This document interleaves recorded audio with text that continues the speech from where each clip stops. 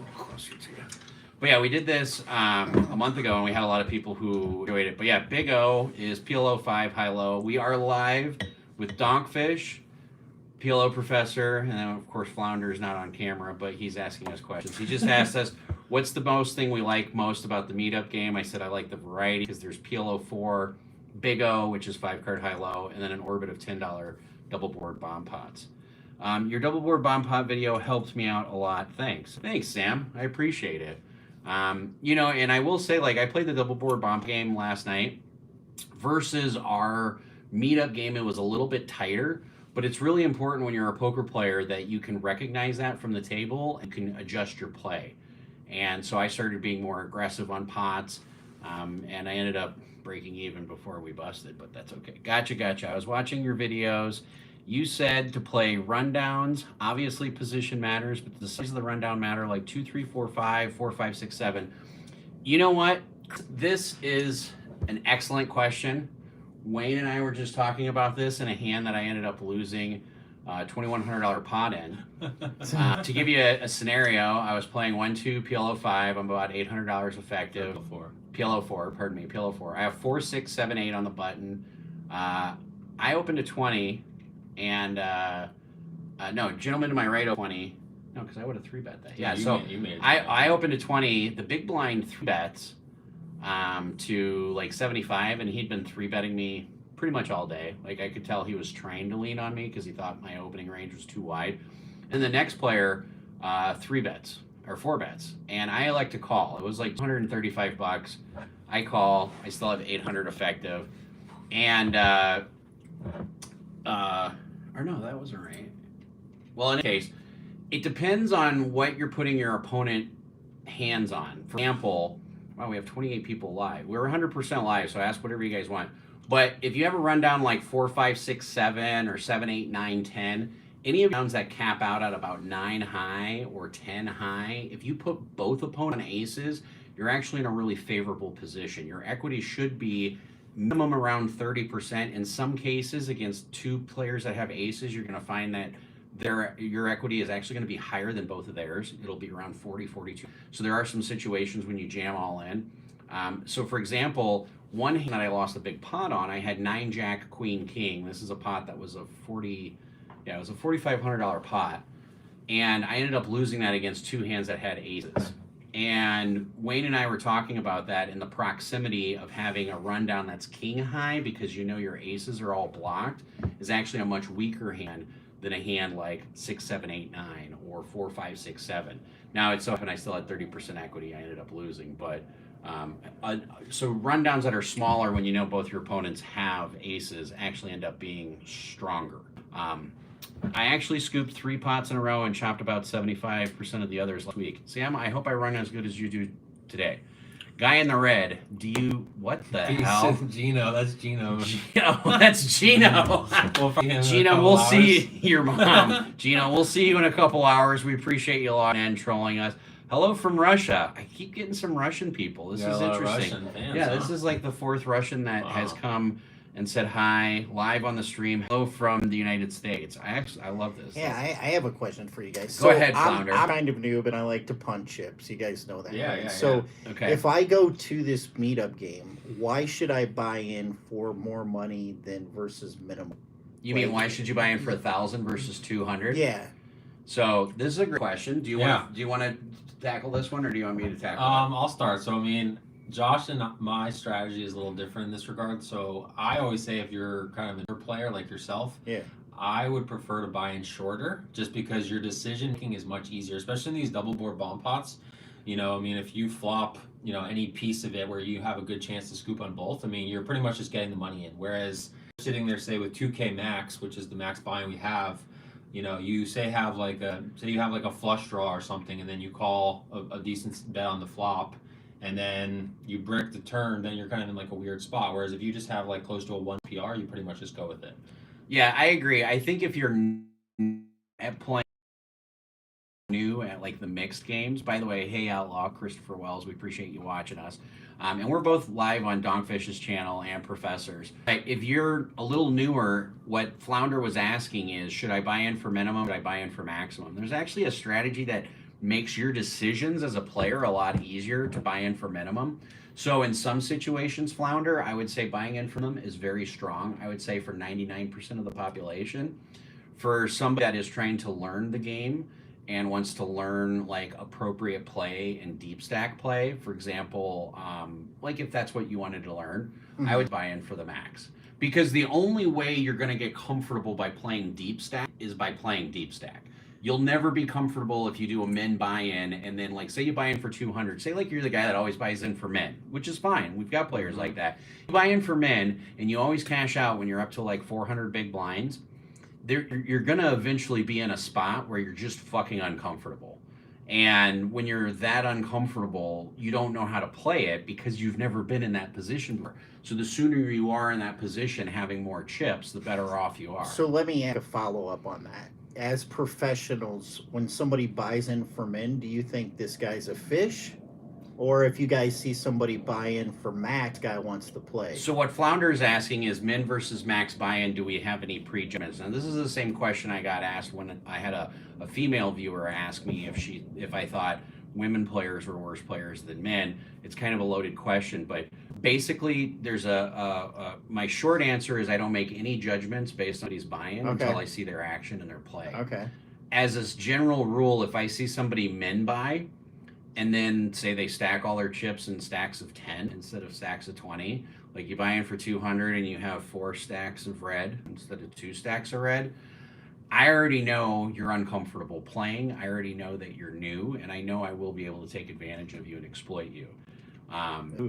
I already know those things before. You're gonna exploit me now. Before I'll definitely be showing up then. Right, before you even are dealt cards. And to answer Bruno's question, he was asking, when playing pot limit high-low, is the fun factor of winning with hands like 6, 7, 9, 10 loss of equity due to being in such bad shape for the low? Now, if you're playing high-low limit, there are some situations in which 7, 9, 10 makes sense. If you're playing high-low pot limit with proper SPRs behind and usually in position, there are some situations where it makes sense to call with that hand. But generally speaking, if you're playing for fun, that's good. We like those players, but that's not what we focus on. I hope that answers your question there, Bruno. Yeah, I mean, usually if you're going to play a hand, I mean, that's not a high only hand. Obviously, you can make a low with 6, 7, which is pretty much just classified as an emergency low.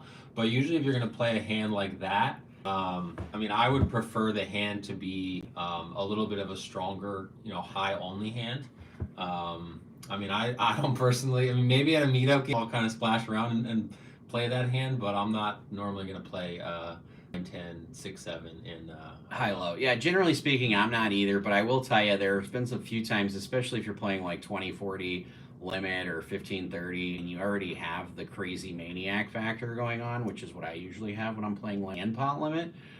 There's going to be a lot of times where if I have 6, 7, 9, 10, and there's like 4 or 5 people in, I'm probably just going to open raise, which sounds crazy. But again, in limit, it's a little bit different.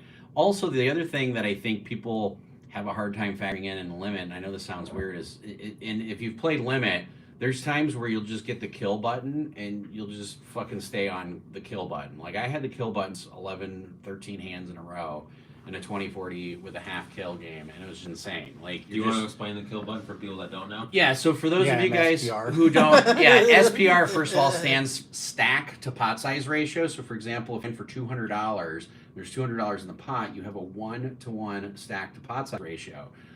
So in pot limit games, that becomes really important, where if there's $200 in the pot and you have 2,000 and they have 2,000, you each have a 10-to-1 SPR, which means you can play more loose, you can play more open, you can have a wider range because you're going to have more odds of stacking your opponent down the road a little bit.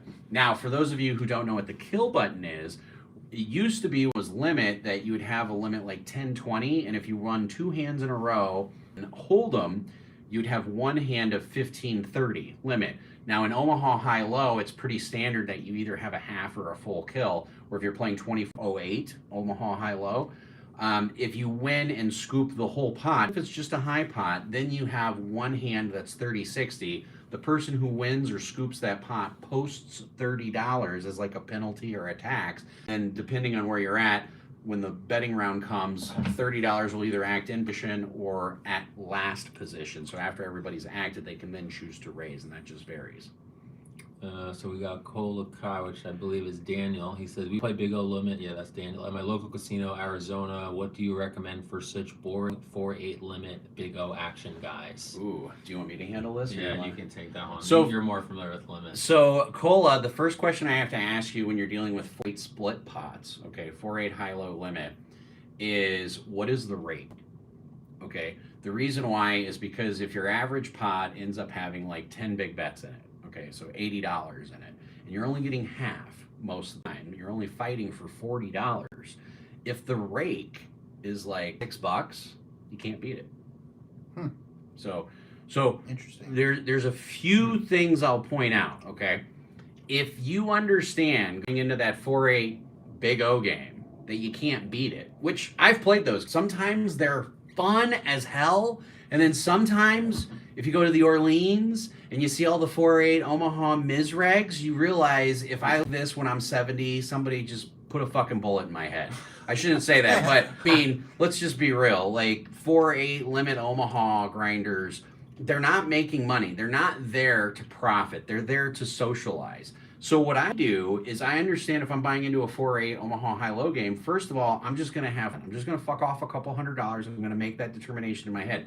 Now, if you're doing it to try making money, 4-8 Omaha limit, even though you will not profit off of it in the run, it's okay to play if you understand you're going to lose to the rate, as long as you understand you're doing that for educational purposes, and that's okay. So that way you can step up to a bigger game. But 4-8 Omaha limit is like a casino's wet dream because they're getting $5, $6, $7 per pot for eternity. No one's ever going to truly go broke playing it. You know what I mean? Yeah. And it's usually a bunch of old people there just to socialize. Now, if I go there and I have fun, I will either go there, get blitzed, I'll get stoned, I'll get drunk, or I'll just like fuck with the old people and just constantly raise, and it'll just tilt them a lot. What would you call behind a third bet anything above 3-5? Damn, and what equity would you call behind a third bet anything above 35? Not sure what you're asking there. If it's for a hold'em question or a PLO question, again, SPR becomes huge. SPR in position becomes huge in 3-bet. What's up, guys? Watching as I drive. That's Chris. We appreciate it, Outlaw. Yeah. Calling double pot. Star. Okay. Hello from California. Hello. Question: how to handle super aggressive players that always raise no matter what position they're in? Table commanders. That's easy. Yeah. So take them to lunch. So how you handle super aggressive players that always raise no matter what position they're in. So basically you're asking, how do I play against you, Professor? This is a question. No. How do you play against yourself? Well, I will tell you, generally speaking, if you're opening a lot, it depends. Are they just always opening or are they always 3-betting? And, you know, it's one of those things where if you're raising and somebody's constantly betting you, okay, for example, I was at Maryland Live 2 weeks ago.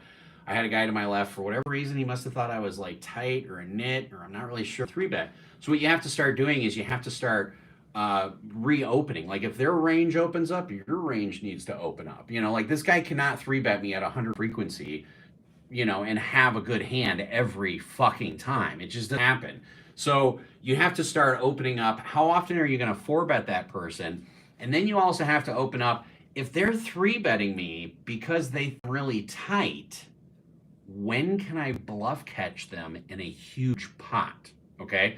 And that becomes really important because if you have that image that you're just going to fold to a bet, you need to exploit that image and use that to your advantage. So, for example, if that fucking third diamond comes out, and I kick myself because I even read to myself, you know, I have this guy with a straight and the diamond gets there, you have to say, sometimes he's going to have me beat, or she, and sometimes they're not. And you just have to put the chips in. But if somebody is constantly being aggressive, set them up in a position where you have a really strong, equitable hand, and their option to win the pot is to bluff it, or they have the nuts, call them off on it. Because you have to use that image to your advantage. So if you have the super tight image at the table, expect people to bluff into you a little bit more, and then you need to counteract that by being a hero and making that stand-up call a little bit often. And for those of you guys who just logged in, we're on both Donkfish's live stream and my live, so that way we can answer all the questions. Just to add to that, I think also it's really important as far as what position that player, like if say Josh is right to my left and he's like, a little drunk, a little stoned, and he's raising every hand, like I actually have to tighten up quite a bit, because he's going to be like, obviously he's loosening up, and then everyone else behind him is going to be a little looser. Be a little looser too. And then I'm in like a really tough spot. Like say I have like a mediocre hand and I'm like, oh, I just want to see a cheap flop. Josh is going to, put to, I don't know, like in our game of 5-5, he pops to like 20-25, and then, there's a couple callers, and then boom, another player repops it. So like I usually have to tighten up quite a bit if I'm, out of position against you most of the hands. But if I'm in position, then, I could call a little bit wider because I'm going to have position for the most part. Colo said it's the biggest game local, the 4-8 hand. Understood. What about raising pre with 3-3 hands and not being able to protect mid-flop post? So if you are raising with 3-3 hands and the flop's like 7-8-9 or 8-9-10, there are occasional flops where you're just going to have to muck it. But the other thing you have to factor in is if you're raising in Big O and the flop comes 9-9-10, how often is your opponent holding a 9? Like, a lot of times, this is going to sound horrible, but just a standard c-bet, even though you're facing 3 opponents and there's 15 cards, I understand there's 15 cards out there. There's 2 9s out there. I understand all of that. I also understand that there's 42 cards left and there's 2 9s out there. So there's, a 1 in 21 chance or 4.75% chance that somebody has a 9 in their hand, but you raised. How likely is it that they have a 9? I mean, you can find by putting in a little bit of a small bet. You don't have to do a huge bet. Flop comes 9-9-10. There's $100 in the pot. If you're like 4-way action and it was 25 pre, you can just make it like $30. The biggest misplay. A 9 too. Yeah, the biggest misplay that a lot of Big O and players that I experience, or even PLO players have when they start off, is there'll be $100 in the pot and there'll be 5-way action, and they're like, what do I bet now? I have equity in this hand, and I don't want to get like blown off of it, but I don't want to just check and give everybody a free card. It's okay to bet like a quarter pot or a third pot. Oh, there's $100 in the hit. I'll bet $30. You have a question? I have a question for What do you Wayne. got? So, how do you like playing at the Venetian? Because I know this is a new poker room versus other places that you've played, like the Wynn.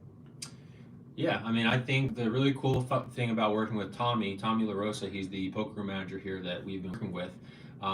He's just really open to suggestions, and he understands. Like, he probably runs the most Big O tournaments in town, right? Like, I mean, a lot of people do. Like For sure. Every couple months they have their deep stack series. Like, they run like a Go bounty tournament. So he is very open to running a variety of games, which is really cool. So I mean, obviously, we have the 5-5 PLO mix, which is what we play. We're at our meetup games, but there's people that message me all the time, and maybe they just like Big O, maybe they just like bomb pots. So the cool thing is we have all those games, right? There was a double board bomb pot you were talking that ran about overnight. They'll last night. they'll just open it up for whatever game. Well, yeah, as long as others are requesting it. Now, the nice thing is prior to Wayne and I, and prior to the grand opening, they would get PLO like maybe once a week, like legit once a week.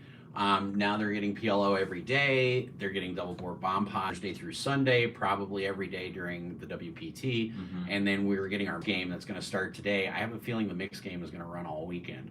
And it even might run during the day next week. I'm pretty sure it will with as many people that are in town. But no, the Venetian is really good. All the new tables. They do have some new dealers, but they have some that have been here for a really long time. They really know how to do things right. And probably the nicest part is the timed rake is $7 every half hour. And then we pre-tip the dealer $25. So every player tips $3, and whoever won the pot tips an extra $1. They tip $4. So everybody posts 10 and one person posts 11. You don't even have to tip the dealers. It's like pick up and go, and they're ready to go. That's cool. So everything's pre-tipped. It's cheaper with the timed rake. You also get $3 an hour comps here at the Venetian through the month of December. After that, they're probably going to kick it down to $2 an hour. Yeah, so $3 an hour in comps. That's really good. Is a way to do it. All right, so is raising with a moderately strong hand in the cutoff to take position from the button a plus EV play? Generally speaking, yeah, if you have a strong hand or a moderately strong hand and you're in the cutoff and no one's raised, you need to raise. Now, here's the other thing. You don't have to raise pot you can raise. There's two different, like pre-flop, you either want to raise to build up a pot because you have good equitable hands that can play multi-way, or you want to raise pots to what I thin the herd. You either thin the herd or thicken the herd. So if it's like a straddle and it's like a limp and a limp and a limp, and you're in the cutoff and you're like, oh, I can make it like 70, and you make it 70, you're to thin the herd, or the herd is going to backfire and you're going to thicken the herd, right? So thin the herd, you might get like 1 or 2 players, but sometimes you have to be aware you full pot size it trying to thin the fucking herd, and then next thing you know, you got 6-way action for $70 and you just thicken the herd. Like, you start looking at, okay, there's $420 pot. That's when you start looking at people's pot stack sizes. I mean, you should already know that ahead of time, but you start saying, Bob over there's got 1,000, George over there's got 1,200, I've got 1,000, does anybody else have 2,000? Because then you start figuring how much, if I hit the pot, if I hit the flop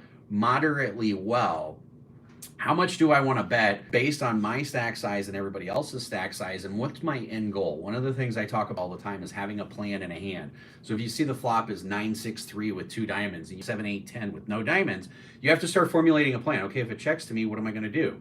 Am I going to check? Am I going to bet? If it bets to me, what am I going to do? Is the person who's betting to me doing it with a set, or are they just doing it with a diamond draw? How much are they betting? And you have to have a plan based on all of that. And as long as you have position, it's good because you can have a plan, see a flop, and then the action might change, and all of a sudden your plan changes, but it didn't cost you any money. So yeah, generally, if you're in the cutoff and you have a moderately strong hand, you should be raising. That's my opinion. Also came from Nolan and Hold'em. Played my first PLO game, won 2,200. Bless you. Yeah, after that you started studying. PLO, it's the dark side. We understand. About 9 months ago. We appreciate that. My next boyfriend is the person's name. Oh, nice. Yeah. Okay. So, is Professor, that my next boyfriend or your next boyfriend? We're gonna find out. Professor, are you going to be playing at the REF for the 100 guarantee Big O on the 19th? No, I fly back home on the 18th. Shout out from Houston, Texas. Thank you, Anthony. Shout out to Houston. Yeah, we gotta Texas. get back. We actually met a guy yesterday at the table. What was his name? Ray from Houston. Yeah. Yeah. He Ray. sold. He found a rodeo ticket. Rodeos Yeah. in town. So that was interesting. Super Bowl rodeos. Yeah, I didn't know much about rodeos, but yeah, apparently there's smaller rodeos throughout the year, and then those cowboys qualify for the big year. Yeah. Which I had no clue, but yeah, Ray gave us some insight. So. Yeah, rodeos in town. I have a so- double board bomb pot question for you. So I've never won consistently on double board bomb pots. Like, I generally lose money. We have assistant loser on double board palm bots Yeah. in the room. No wonder why we want him to buy So- it for Max. So, We won the so game. my Founder my buying for pos- 1,000. my positive Give him lots of equity. likes. My positive equity is in Keno games. How do I make it so I can sit at a double board bomb and honestly try to increase my value? Like, what are some of the basics I'm missing out on? On double board bomb pots? Yeah. I'll let Wayne start with this one. So, couple things with double board bomb pots. So we started playing them a couple of years ago. I think at Resorts World, we saw these bomb pots were just kind of sprouting up everywhere, and we're like, all right, we got to figure out what the heck is going on with these, because we kind of realized that these things are going to take off, right? So that was kind of where we came up with the strategy. That was kind of like where we came up with the strategy of like betting small to kind of like figure out where you are, and you kind of talked about thinning the herd. But from what I've seen, I mean, besides that definitely works thinning the herd, but most of the value, and then, Josh can give his opinion, but from my opinion, most of the value in bombs is going to be from you're usually going to be strongest on one board. Your opponent is usually going to be strongest on typically the opposite board. The value is going to come from how much of a percentage do you have to win the board that you're not strongest on, and then how much does your opponent have, right? Like, I mean, if, say, I have a flush on one board, they have a flush on the other board, which is pretty common, right? One board's got 3 spades, one But board's say got you have three. a set on the bottom and they have 2 pair. Exactly. Or if they have like nothing, and then I have a set on the bottom. Like, obviously, if I get the money in, 10 times, like, I'm probably going to end up winning like 2 or 3, whereas they might win 1. So that's how you're going to get a lot of your value in bumps. And then, what Josh can probably touch on better is putting people Aggressive.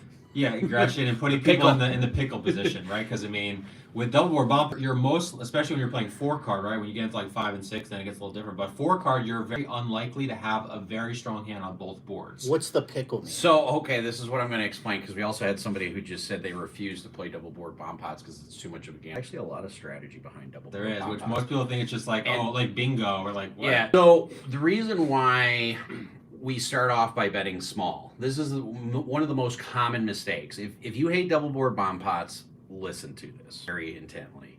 You don't have to bet pot on the goddamn flop.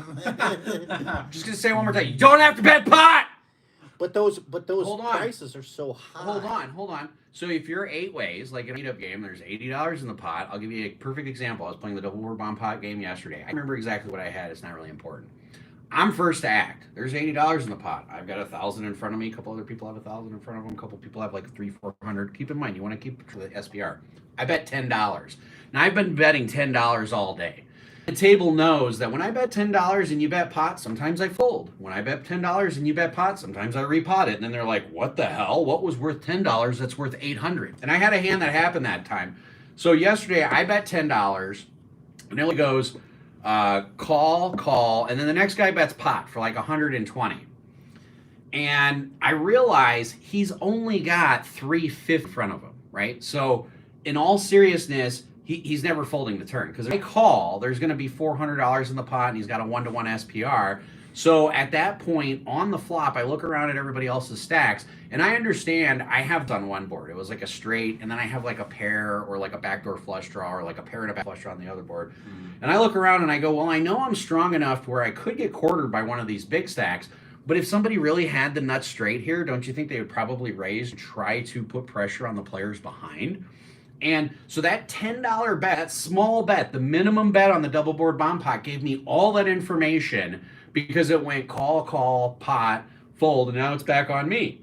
So I could either just flat call, risk the chance of losing that one board, okay? Or now I can repop it and make it like $500-600 because then the people with the bigger stacks are gonna say, well, I don't have the nuts on either board and I don't like risking $500 where I might only be winning half, and then they end up laying it down. And now I only have to worry about the guy who potted it to 120 or 130 and now he's only got 240 left behind. So even in those situations, like occasionally I'm going to lose those, right? But I'm okay with that because more times than not I'm going to end up catching up and winning or something to effect. So the biggest mistake that most players play when it comes to double board bomb pots is they'll see a board like 4, 5, 8 and they have 6, 7, 10 jack. So one board is 4, 5, 8 where they have the nuts and they don't have any redraws, and then the other board is like deuce, king. Like you don't have anything there. There's I think twice where I folded one cold nuts on one board because I'm like I'm just getting quartered way too often, and Yeah, so I mean, I personally chase, like if I you have to be careful for straights. I'll get flopped top set on one board, and Okay. obviously looking good. And then, but I won't know whether to fold that or run with it. Like that's where I get mixed up. It depends like I on might what have you a have. 2 pair on the other board. Let's say there's Sure. something else. That's where I get confused. That's where I start. I like flop top nut flush or whatever. Yeah, and it's really rare that you're ever gonna flop nut on both boards. Like that's but I'm just saying if I have like a set and a 2 pair or high pair, like that's where I start to question myself. So here, to answer your question, the strategy, I think the thing that people need to take from this, the strategy that most people screw up on when it comes to double board bomb pots is they're not betting the appropriate amounts for what their equities are in their hand. So for example, if you have 100% equity on one board, you only have half the pot locked up. Your equity is only 50%. And if you have like 20% on the other board, it's really only 10% because that 20% is playing for half the pot. Yeah. So whatever you have for equity, you have to figure you're playing for half the pot. One of the things I printed in my book, How Not to Get Scooped, and I must have said it like 10 different times, is playing for a whole pot. Playing to scoop for a pot is twice as valuable as playing for a half a pot. If the board is all high, and Big O, for example, and somebody bets $400 into a $400 pot, that is more valuable than if there's a low board out there and you're calling 400 because there's a potential that you might only be winning 200. You follow me? Yeah. So playing for all of the pot is much more important. So when you have hands where you can play and scoop for the whole pot, that's kind of the secret. But you also have to make adjustments based on players' tendencies and things like that. Watch her on the Madhouse for lessons. Let me add one thing real quick. So you talked about like 8-5-4 board, right? So I mean 7-6 would be the nuts on that board. I mean you have to think about it realistically. 3 other people can have the exact same nut straight as you. So nut straights are not nearly as strong as nut flushes, right? If you have nut flush, nobody else can have that. You have the absolute nuts on that board. Granted, as long as there's not like a straight flush available or whatever. But nut straights, like I learned that the hard way. Vulnerable. Like I had a hand where I had Broadway. This was against Haven in Hollywood Park in LA, and I had Broadway on one board, which was the nuts. It was like 10 Jack ace board, so I had King Queen, and then I was against 2 other opponents, and I'm like, at least one of them has King Queen as well, right? The only reason I ended up going with it is because I actually had a royal flush on that royal flush draw on that board, but the other board was like super low, so I literally had like 0 equity on that, right? So I mean, at best, I'm basically gonna get half the pot. So just keep that in mind. Straights and double board bomb pots they're very costly. I learned that the hard way. So you just gotta kind of tread lightly. You kind of want to look at a nut straight and double pot as like middle set in PLO4. Like middle set is vulnerable. A lot of times it's going to win, but every once in a while you're going to get fucked real hard, and not in a good way. And you just need to. Yeah, my vulgarity went out the window the first $1,000 I lost during the first 2 days here. So I don't know if you guys should be taking gambling advice from me right now. No. So but the thing that I've been cracked on with the nut flush is obviously the turn will come and it'll pair the board on a double board, and then at that point I almost just is that worth it?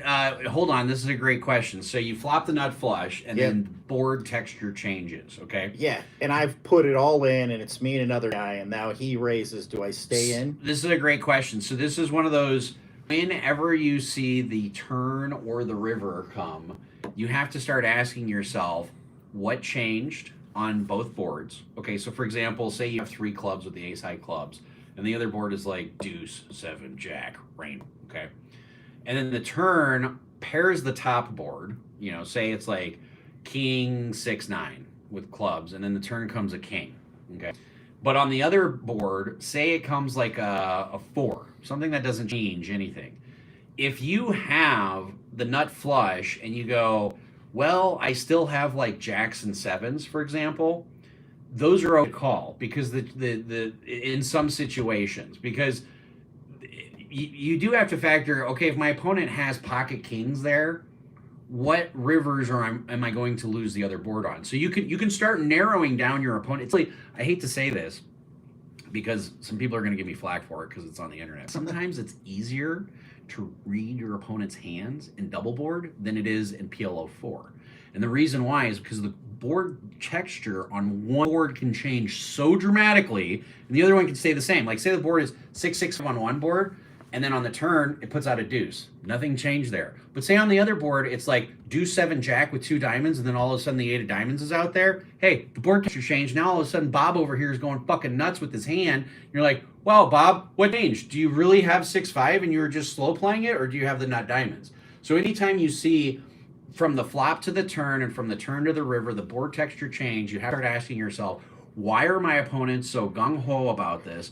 Why are they good? Why are they so excited about this? And proceed at that point. So in some situations, it's okay calling knowing that you're going to be losing on one board, okay? But this is when SPR comes into play, because then you can start saying, well, if I call 120 on the turn, I know I'm going to have to call 360 on the river. Right. I'm okay with investing 120 to see if I can protect my investment. If the river like bricks out and doesn't change anything, like deuce 4, 7, jack, and then like a queen or something, that's not going to change too many things. Yeah, the final thing on bomb pots is I rarely see people bluff. Is that true? One of the things I talk about in my video is don't bluff with a dry ace and double board bomb pots. You're just gonna fuck. Yeah. I just don't see people do it. I just see people always. You can. Seem to It's have... infrequent. You can. I did it a couple times yesterday because the game was so tight, where I had literally one pair on both boards, and I was just like pot. The bluffing and double boards is kind of like if you have only one board and you have like nothing on the other board, that would be kind of bluff if you're basically trying to get them off their other board, right? If like you have say like that nut flush, and you're up against one opponent, then you can bet large to get them off. But if you're say up against like 3 to 4 opponents, right, and you have the nut flush on one board and literally nothing on the other, then it's kind of a little different. Then you might bet smaller because you want other people to come in, because then you're just going to get, you're going to get half no matter what. So like in that point, if the pot's like $200, instead of betting full pot, maybe you'll bet like 80 or like 120 or something. Yeah, just to induce some calls, so you make more money. Because you're not going to make any more money by betting pot and everybody folds, and then one person calls you and you chop the pot. Yeah, so there's different strategy based on the amount of opponents. No, those are good ideas. I'm going to try some. So here was another question: is it correct to only come in OPR open the majority of the time in a high low to have a nut low draw ace through 5 and then try to scoop high? My opening range for Big O is much wider than most. One thing that you have to understand is in an 8-handed Big O game, there's a 25% chance that somebody has ace deuce. Dang, really? Yeah.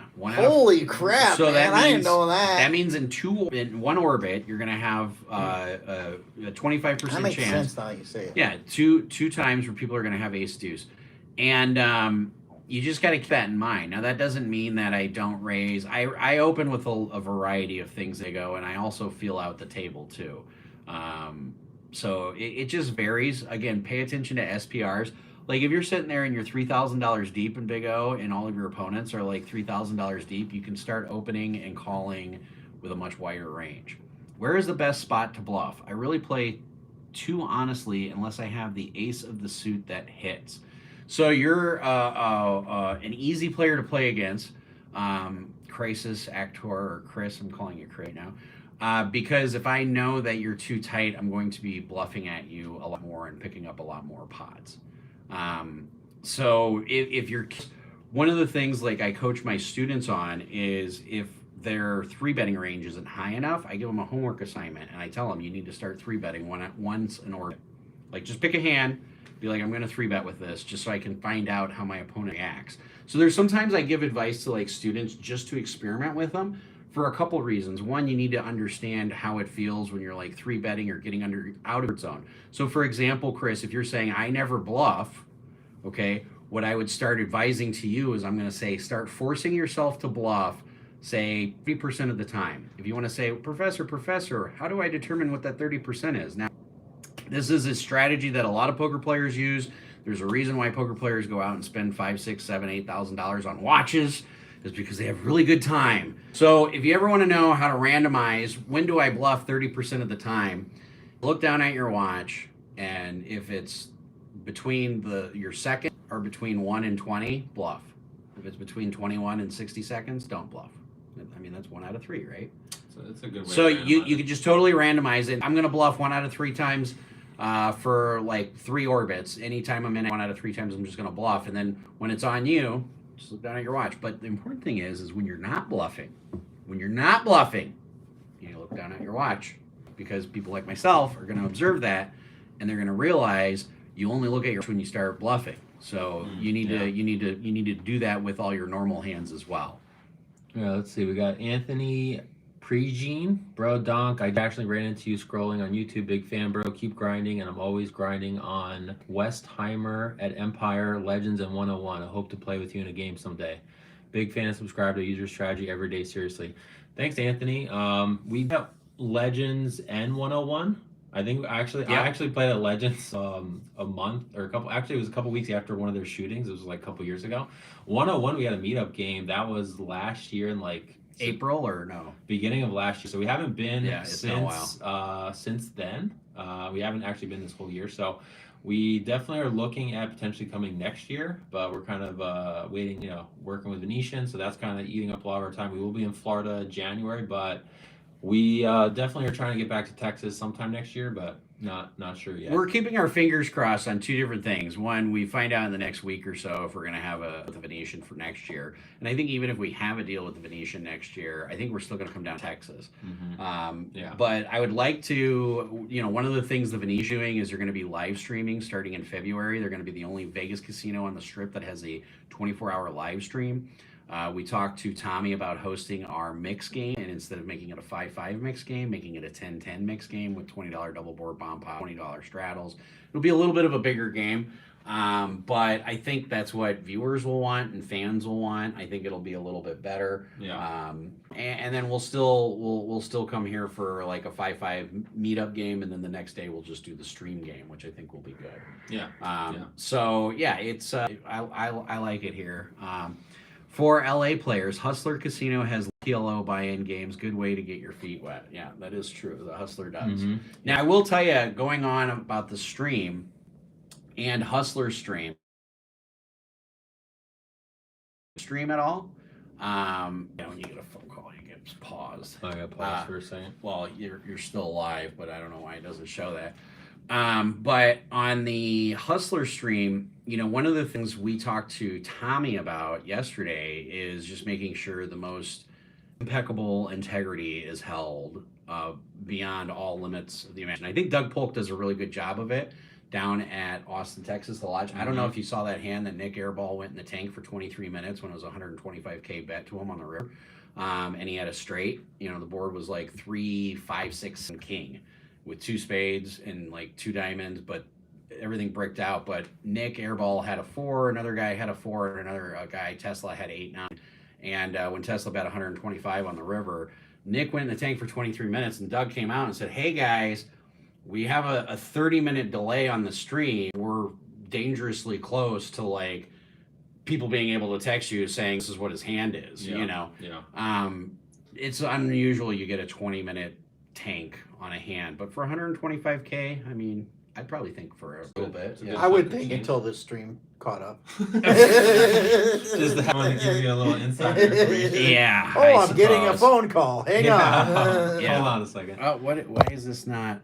Well, it says it's live. It says it's live. You guys can see Donkfish and I on his feed right now. If you can, just give a thumbs up or something because it just blank.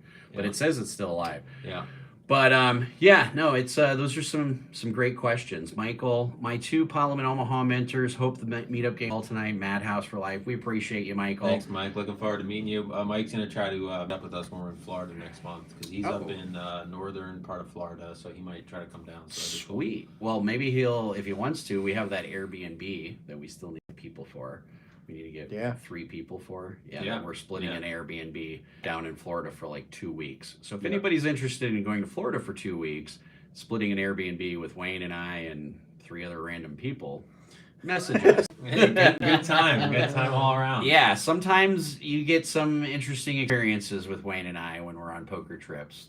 That's all I'm going to say about that. You just have to experience them. Yeah. So any other questions you guys have? Flounder, do you have any questions? Flounder with us today. If you guys want to swing by after the stream, I'll buy a pizza. Oh, yeah. Yeah. Woo, free pizza. Hell yeah. I like it. Where are we eating pizza at after the stream? Oh, wait. Where the stream is before we're in Florida. We're going to be in Florida January 5th through the 20th-ish, I would say. I think it's like the 7th because we're going to be there for pretty much their whole, it's called the Lucky Hearts Poker Open.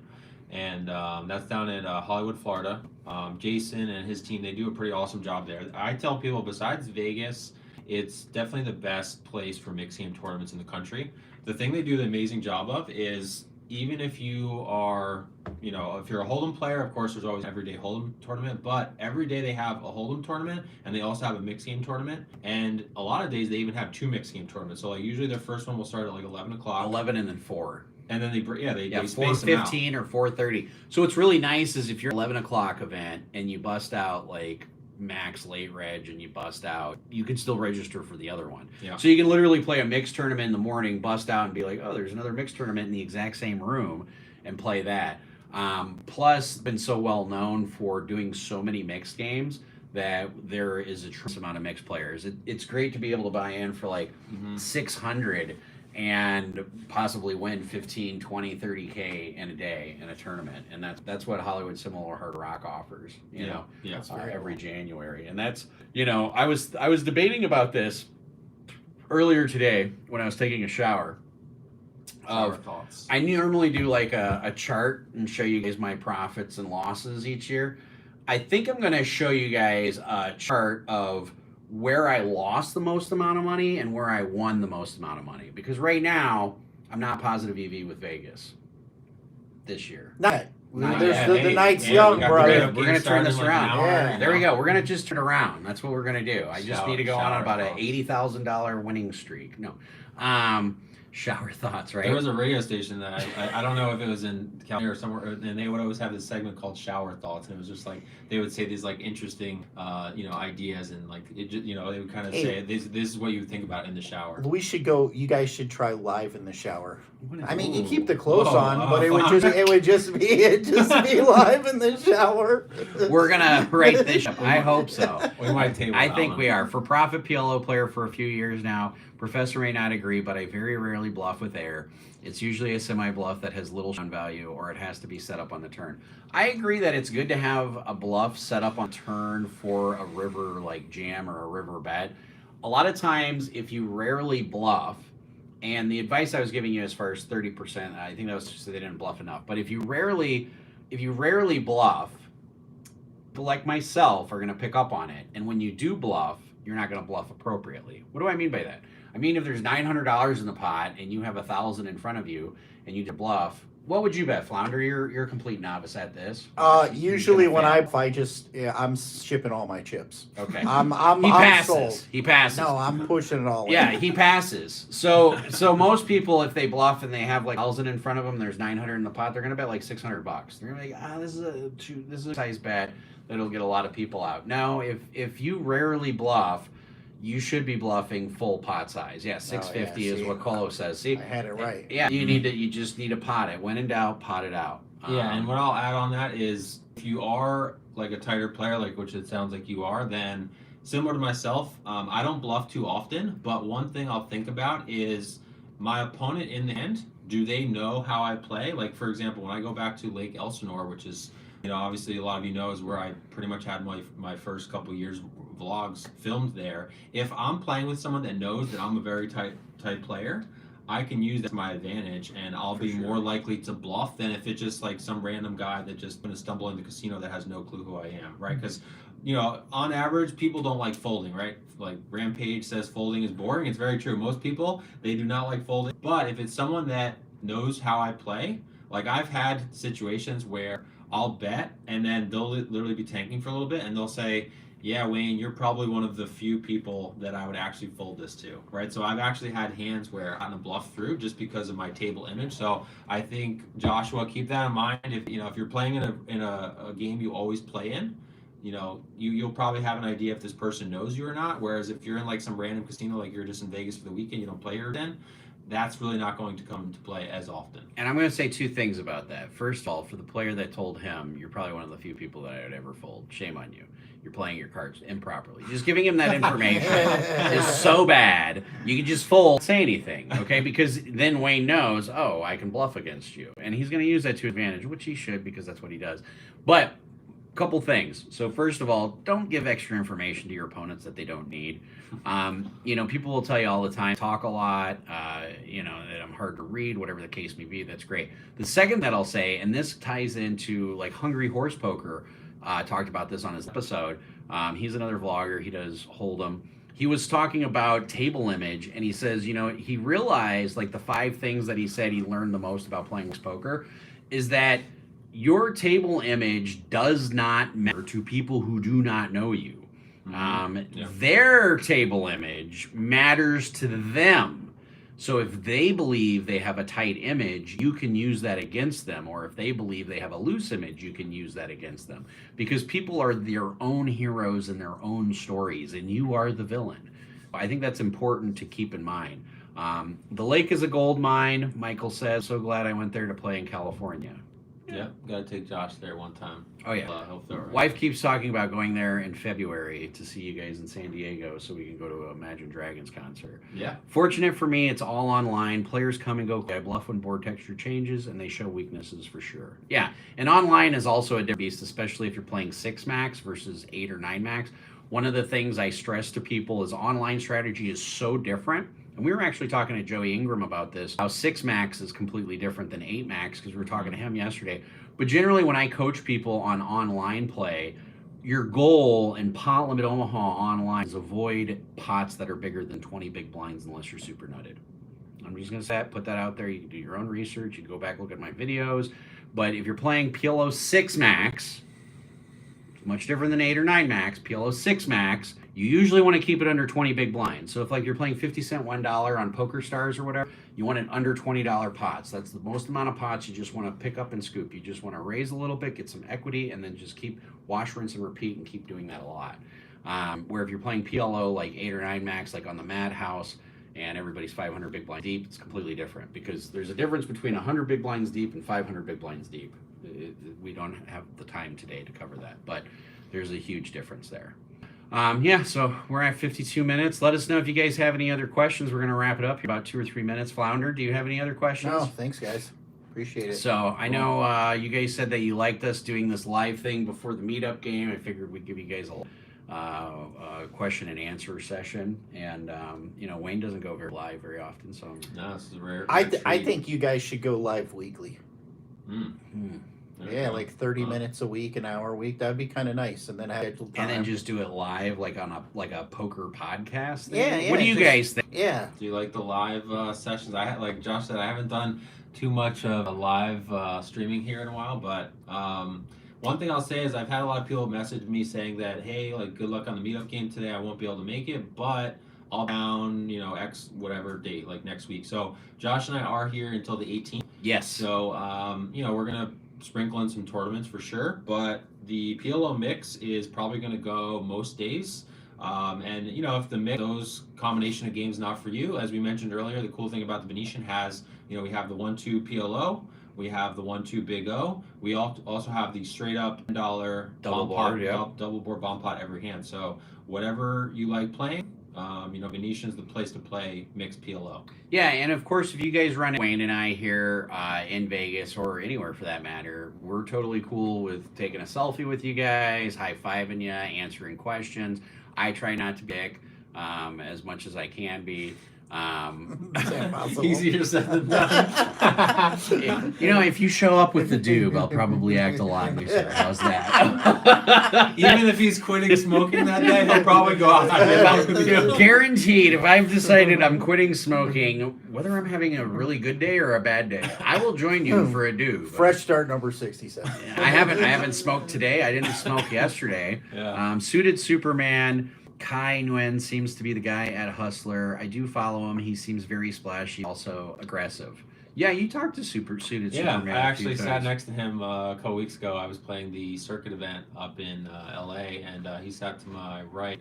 Yeah, I mean, I think he is pretty aggressive at times, but I think he also uses that to his advantage. He knows that he kind of looks at it as an investment. I don't know him personally. I haven't with him too often, but I think he'll almost kind of go there showing, because he's a host of the game too, so I'm sure he's obviously getting a piece of it, so that probably factors in. But he'll like splash around for like a boulder, and then he'll kind of advertise to everyone like, oh, he's like this crazy, like loose, you know, Asian guy or whatever. But then he'll like tighten up a little bit, and he'll kind of use that to his advantage. He'll get more action later than he would have otherwise. So that's just my opinion. I don't know him too well, but I can probably relate to him a lot.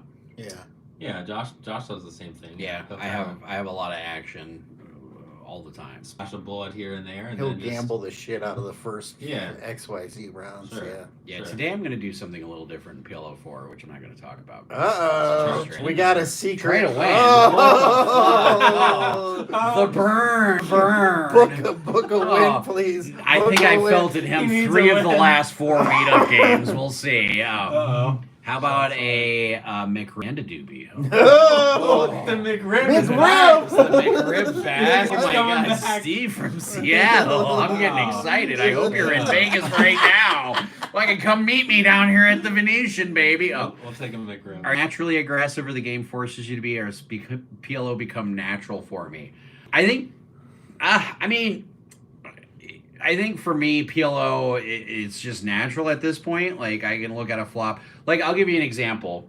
I think this was the day before yesterday. Or no, it was yesterday morning. I was playing PLO, and I had deuce 3, 5, 5. And the flop is jack 3, 4, single raise pot. Now, deuce 3, 5, 5. Some of you are thinking, why don't I play with you, Professor? I'm in position. I'm going to be at the meetup game. I'm in position. I make it like 20 pre-flop. There's 2 callers, so we were going 3 ways. The flop comes Jack 3-4 with 1 spade, and I have deuce 5 of spades. And it goes check, check, and I'm like, fuck it, I'm just going to bet pot. Like, if it checks, I'm just betting position here. Oh, bet the pot. So I bet pot. I get 1 caller. I'm like, okay. Really hand, unless it starts changing, unless the board's texture starts changing. I may still have an open-ended straight draw. I have a pair of 3s. I do have pocket 5s. I do have backdoor spades. So the turn comes the 9 of spades. Opponent checks. At that point, there's 240 in the pot. I have like 380, so I have like a 1.5 SPR to 1. For me, I just pot. Like, I already know the 9 of spades, backdoor spades gives me so much equity that no matter what my opponent has, even if he's got a set of jacks, I still have a straight and a flush draw. I still have 33% equity. I'm not getting the wrong odds very often by getting it all in here after I bet pot, because I have like another 140. Like, if I bet 240 and the guy calls 240, I only have another 140. You know, so I'm calling 140 to win 720. Actually, more than that, I have to add another 140 to that. Calling 120 to win 780. You know, I'm getting the right odds no matter what. So when he checks to me, I just know, oh, I bet pot, and if he raises, I'm all in. And he snap jams, and I'm like, okay, I call. And we run it once, and the river's an ace, and so I end up the nuts, and he turns over his hand. He had ace, ace, and jack. So he had top 2 pair on the turn with a pocket aces, and on the river an ace came, and he thought he won with an ace. And I just said, oh, I have the nuts. I have 2-5. And he's like, oh, that's one of the 2 cards you can hit. And the dude was like super pissed. And I said, well, let's count it out, because I just wanted to like shell him. No, it's not one of 2 cards I could hit. I said, there's 2 aces in the deck.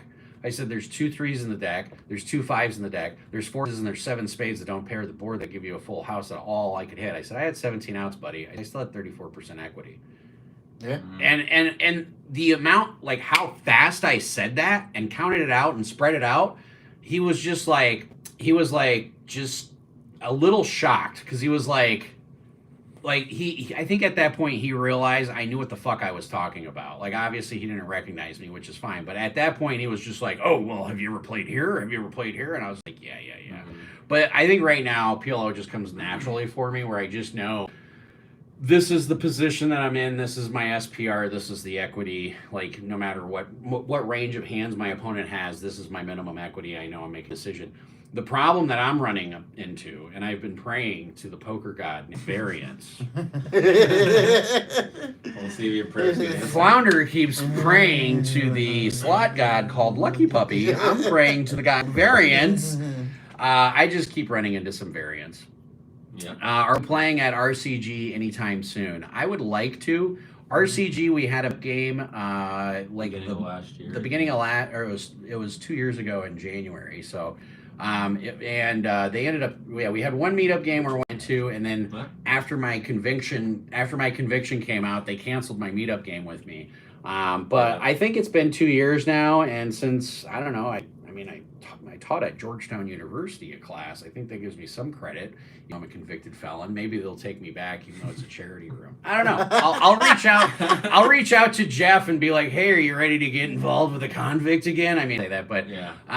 No, RCG is a great place to play. For those of you who haven't played RCG, it's a charity room in Chicago. They do 5-5 PLO with an orbit of $15 double board bomb pots.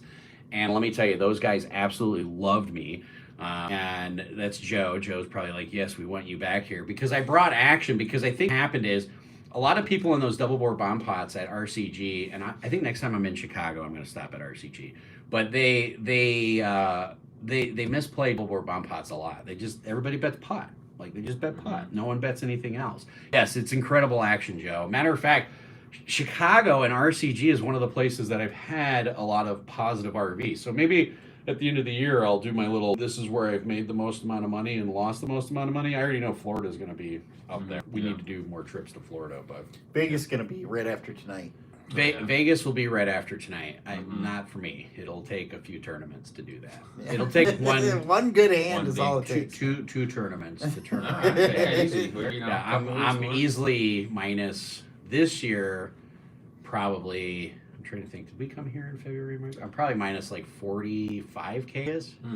Yeah, but you've also won monster tournaments here.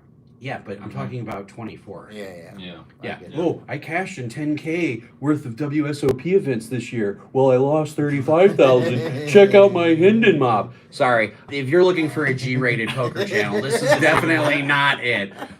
Just want you to know that. But yeah, Rivers 5-5 is crazy action. I completely agree with you there, Joe. I've played with you there a few times, but you also know, I think Rivers 5-5 has a $13 rate half hour. It's literally it's something. Maybe it's 11 every half. It ends up being $45,000 a year that you have to profit before you make any profit.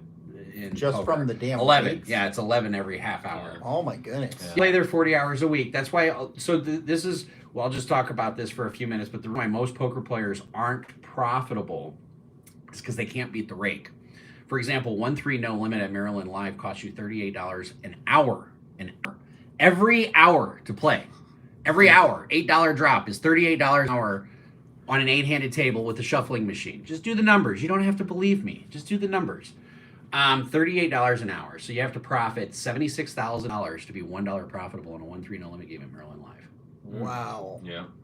Well, you're not going to endorse them. Well, I mean, but no, I part of like the difference I think between me and a lot of other vloggers, and Wayne, you can appreciate this, is I talk about the shit people want to talk about. I talk about cocaine and phentermine and Adderall addiction. I talk about hookers. I talk about all sorts of stuff, and just upfront about it. I don't know why people don't. So what talk has about the that. best rake? What's the best place to play with the least amount of rake? Right now, it's the Venetian. $7 every half hour is probably the best in the country.